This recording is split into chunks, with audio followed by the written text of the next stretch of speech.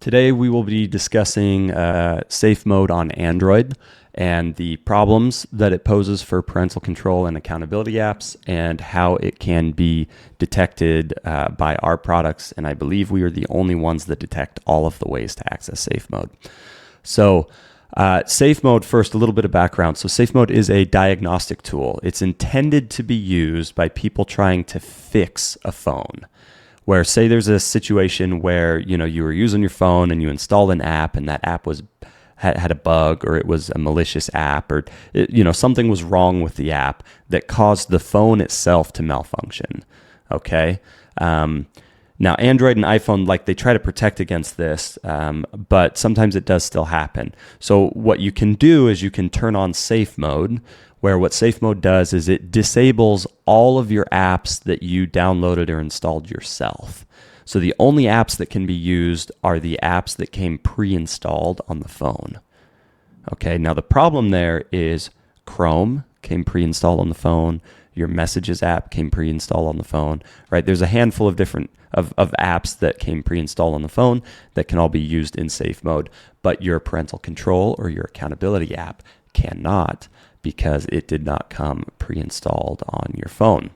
Okay, so that's the problem. Now, our products, Truple, Screenkin, Best Accountability, they detect safe mode and they detect all ways of accessing it.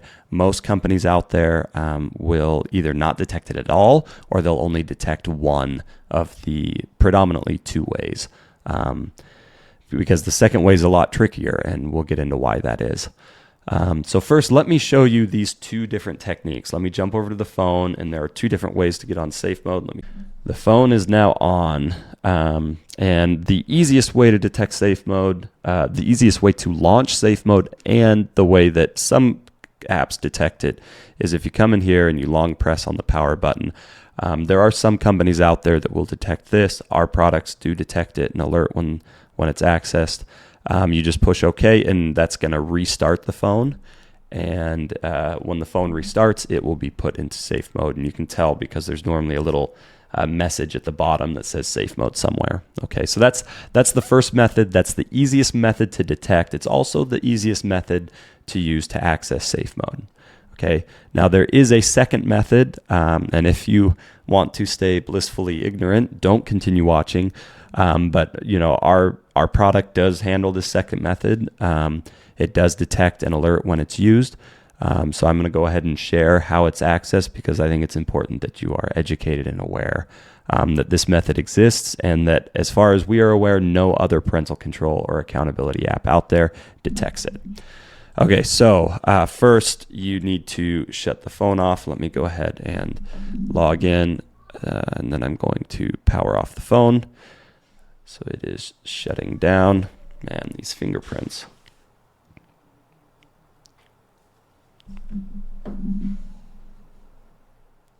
Okay, now that the phone is powered off, to get into safe mode, you want to push and turn the phone on, and then you push the volume key.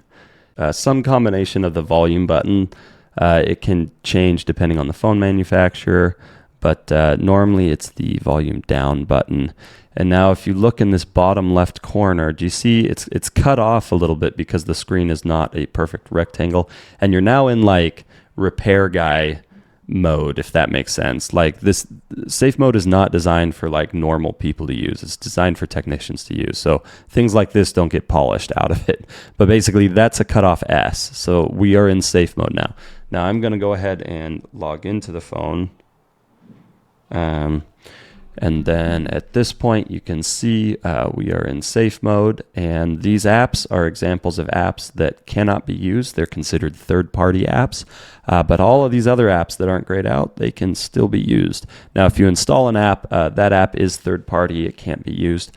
But when you're in safe mode, Chrome can be used. All of these different apps can still be used, and that is why safe mode is such a problem. Is because it basically can be used to get around most parental control and accountability apps. So how does our app handle it? Because our app isn't able to run in safe mode either. Essentially, what our app is able to do is it's able to look back, and it can detect that safe mode was used. So to exit safe mode, you just restart the phone. That's what I did. And then let me turn the phone back on. Okay, so now I am logged back into the device, and a safe mode alert will have been sent.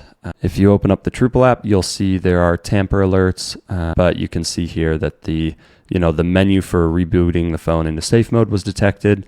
That is one of the tamper alerts, and then you'll notice right here we've got this alert that says safe mode may have been used. Evidence indicates it was used from May 15th at 1:26 p.m. to May 15th at 1:37 p.m. That was my original test. Essentially, this is our look back feature, where if you access safe mode using that tricky method where you turn the phone off and then you push the volume key, this is what the safe mode tamper alert will look like. It tells you when it was used, and it indicates that our product, we're not able to monitor when safe mode is used, but we are able to monitor that safe mode was used and alert you to that fact.